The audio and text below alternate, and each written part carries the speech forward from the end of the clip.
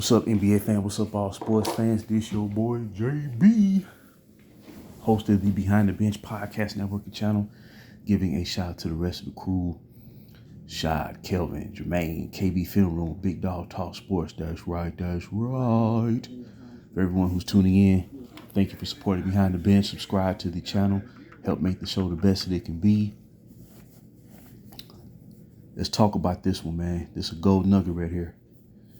Kobe Bean Bryant, man. Kobe Bean Bryant. I remember when I first saw him play in high school, Lower Merion. And this wasn't even doing his senior year. This was doing his junior year. And when I first time I saw him, man, I was like, man, I said, who's this dude right here, man? I was like, man, this dude can play. Like he had pro game in high school. Now, he was a prep player, right? But his nuance, the way he played, man, you could tell he was an advanced basketball player. And I remember, man, just watching him play a couple of times and then going into his senior year. I said to myself, a voice spoke to me, man. It was like, man, Kobe gonna become a Los Angeles Laker, And this is before Jerry West, the late great Jerry West at the time, who was, team president. And before he even mentioned the thought of trying to bring Kobe to the Lakers as a rookie, I was like, man, he's gonna be a Laker, man. Some things are just meant to be. You know what I'm saying? And he's one of only a handful of players who represented a franchise for 20 years, man. I believe he, Tim Duncan, and Dirk Nowitzki are the only three players who played 20 years particularly for the team who drafted him into the NBA. He, Tim Duncan, and Dirk Nowitzki, who played 21 seasons for the Dallas Mavericks, right? And I remember, let's see, the beautiful part about the NBA, man, is when you see a player, man, about to play their last game, like Dirk Nowitzki, Dwayne Wade, who they both retired the same year. And I remember when they were showing highlights, where they were showing Dirk Nowitzki's last game the same night they were showing Dwayne Wade's last game. He was like, man, you give them their props, man. They was part of NBA lore. They was part of NBA history, But when I think about Kobe, man, when he played his last game versus the Utah Jazz, and I remember they televised his game on ESPN, and they conducted a poll as to which game people wanted to see, Kobe Bryant's last game or Golden State, trying to break that single season victory mark of the 96 Chicago Bulls. And people voted almost, I think it was like 75%, 70%, 75%. They wanted to watch Kobe play his last game, And he dropped that 60-point against the Utah Jazz. I call it the manifesto. I call it the 60-point manifesto. And the thing that stood out to me more than anything else, man, is that, we knew Kobe was at the end, and, he suffered a lot of debilitating injuries, man, But for him to muster up that one last great performance, it just speaks volumes as to who he was and how important he was in NBA lore in the Los Angeles Lakers franchise.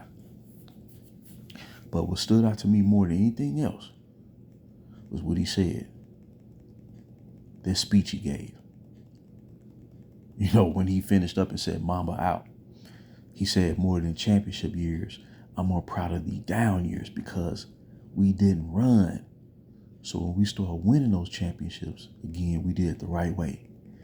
And that moved me because I knew what he was talking about. I knew why he said it, and I knew who he was directing that message to.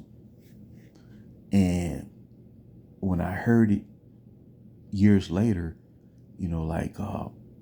right after we learned of his passing, his tragic passing with him and his daughter. And I watched that speech again, man. It sent chills.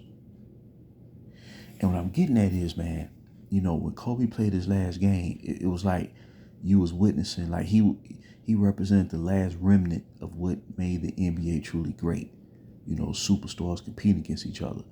And this is why, me personally, this is why I really support this youth movement, to me, that is Save the NBA, where these young stars are reviving and beginning to restore competition, when it comes to superstars, battling each other, man. That's what elevated the NBA and made it great. And then Michael Jordan, helped with his presence, his dominance, his will, his competitive drive, man, was a direct force in why the NBA reached its pinnacle stage, But what I'm trying to say is, man, when Kobe passed, all these voices out here, man, want to extend their condolences and, their version of what they would call, appreciation and paying their respects, right? Well, you fast forward 5 years later, man, particularly this off season, and particularly what's been going down over the past month, in particular, since the NBA season concluded with Oklahoma City winning the first championship down there as the Thunder. It's been this all-out barrage against Kobe. You get one guy, saying, well, if I got to play with Shaq, you don't think I could have won a championship? And, only reason Kobe won is because of this, because of that, because of Phil Jackson as the head coach and all that, And one guy saying, well, he wasn't as great as defender as what his reputation would suggest. And now you get this Bleacher Report that has dropped him in the all-time rankings of greatest players ever. Now he's outside the top 10. And I'm thinking about it, man, like, what's going on, man? But see,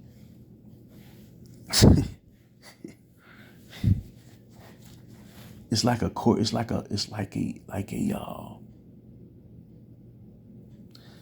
this direct, orchestrated attempt to eliminate Kobe from the scene, man, for basketball history, and what's the root of this, man? But when you trace it back, the answer is right there, man. And I hate to say it, dog. What I'm saying is this. You go back to 7 years ago. You go back to the summer of 2018, right? Kobe had retired in 2016. He was 2 years removed from playing in the NBA. And you heard all these, amazing stories about, what Kobe was achieving, off the court in his retirement. He started the Mamba Academy, where a lot of NBA players, a lot of his younger contemporaries, man, Kyrie Irving, Jason Tatum, Paul George, Jordan Clarkson, Kawhi Leonard, all these players, Devin Booker, all these players attended the Mamba Academy, and they became better versions of themselves. I don't think that's an accident. And then, of course, him writing his series of children's books, where he won an Oscar for that, man. And I was like, man, that blew me away. I was like, man, Kobe won an Oscar, though? That's almost like, that was like, in a sense, man, that was like him winning his sixth championship, and you had all this positive energy about Kobe. And it started to change 2018, and I hate to say it, man. I hate to say it. Do people think, God dang it, if the Lakers had not brought the hurricane to the franchise, do people think Kobe would have been attacked the way he's been attacked over this past offseason? Or let's just say over the past couple of years, it was right back to business as usual. oh man, Kobe, he held the Lakers back. They gave him that 2 year, 2 year deal, where he hamstrung the franchise. I'm like, wait a minute. First of all, he never asked for that. They extended that as gratitude for 20 years of service, for representing his franchise since 1996. Oh man, don't nobody want to come here to Lakers and play with Kobe. Well, the thing is, man, he wasn't out there trying to recruit people. That's the thing, dog. That's part of being a superstar, man. Like what I'm saying, of course, you need talent around you to field a complete team. But ultimately, is contingent. The success of the team is contingent by the superstar being the driving force, leading the team to whatever it is they're going to achieve. So in short, what I'm trying to say is, man, this thing is ramped up, and under this current iteration of the Lakers over these past 7 years, the more they lose when they're supposed to win, the more voices from the outside are going to attack Kobe Bryant. That's what this stems from. Do you notice when the Lakers won in 2020, when they won in that bubble, you didn't hear people talking about, oh man, the Lakers was losing, from 2014 to 2017. What was the Lakers doing beforehand? Because it appeared that everything was working according to plan. But now since then, everything's been in flux. They revert back to the period where the Lakers were struggling. Although it's because of circumstances beyond their control, when Kobe injured his Achilles, I mean, what was the Lakers going to do at that point? You see what I'm saying? So what I'm getting at is this, man. What I'm getting at is this.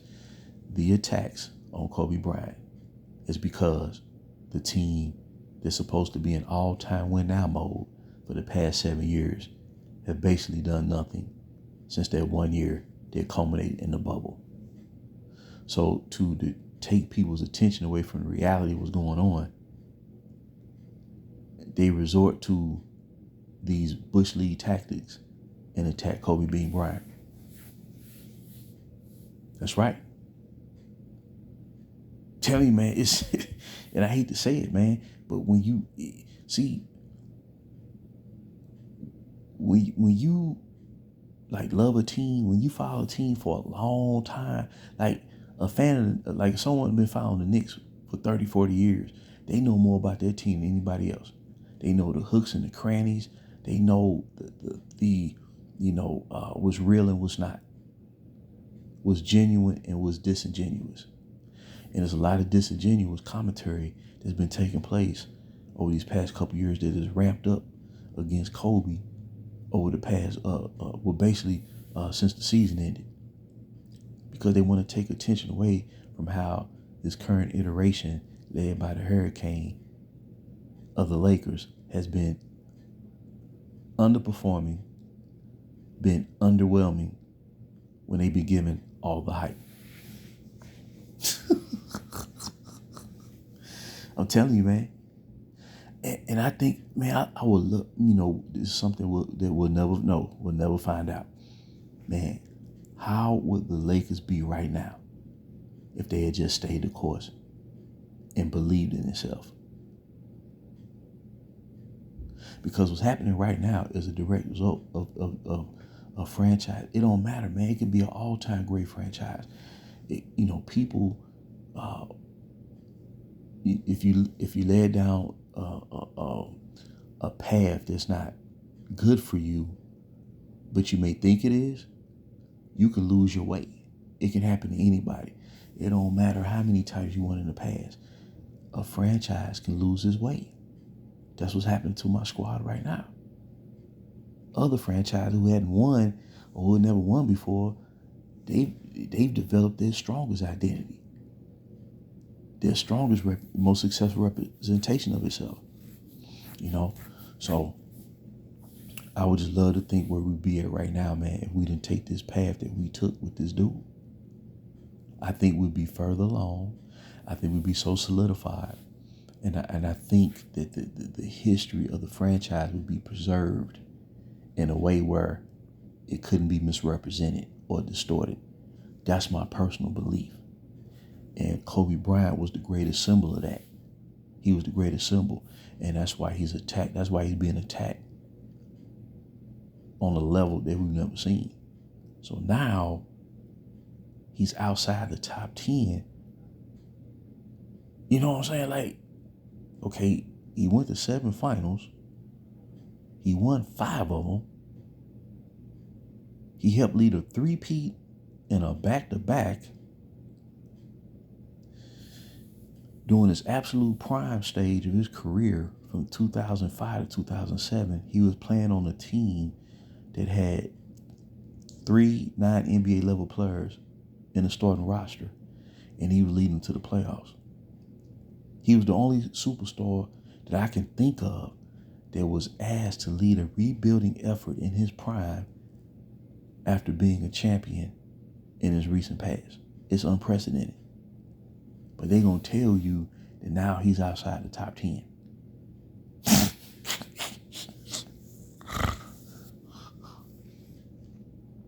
There's no existing player that has achieved enough to knock him outside the top 10. And it's not a knock on those guys. Like, I'm getting a kick out these young stars and what they're doing, man. They're helping to reestablish and restore competition. And that should be, they should go down in history for that effort. But the fact of the matter is, the reason why Kobe's being attacked the way he is, it's like a coordinated effort to take attention away from the underperforming results of this team over the past 5 seasons, when they're supposed to be in all-time win-now mode. And they're basically, when you in the grand scheme of things, ever since that 1 year, and year 1 resulted in a losing season. Outside that 1 year, they're basically a 500 basketball club.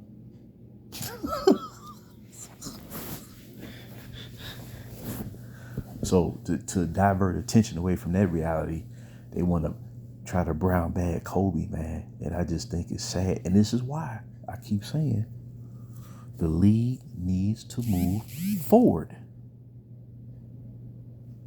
It's as simple as that. They don't know how to properly discuss the game. We didn't have that issue in the past. Because everything was there was no narratives. Everything was absolute in nature. To be viewed as the best, you had to win. And more often than not, to be considered the best, you had to beat the best. Or whoever was considered the best at that time that you had to face them when everything was on the line. Now, losing and stat accumulation is held in higher esteem than winning. Tell you, man, it's a cold business out there right now, man. But I believe in my heart of hearts, if this franchise would have stayed the course and believed in itself and developed their own players, because Kobe Bean, he was passing down the torch to those young men that I regard to as the best young core I've ever seen in professional basketball. The torch was being passed down to them, and then that torch was, the flame was essentially extinguished for this dude to operate with impunity, and they're not getting the results. And it's all smoke and mirrors. But no matter what they do, when all the smoke clears, and when this NBA begins to finally move forward in a positive way, Kobe will get his proper recognition and his proper just due. There's no doubt about it. There's no doubt about it. But I just want to drop that nugget. Please leave your comments and thoughts. The attack on the true greats, they've taken it up another level, another notch. And the basketball fans who truly love the game, we're going to defeat that effort in the end, based on our true love of the sport. Till next time, JB, BTB, behind the bench.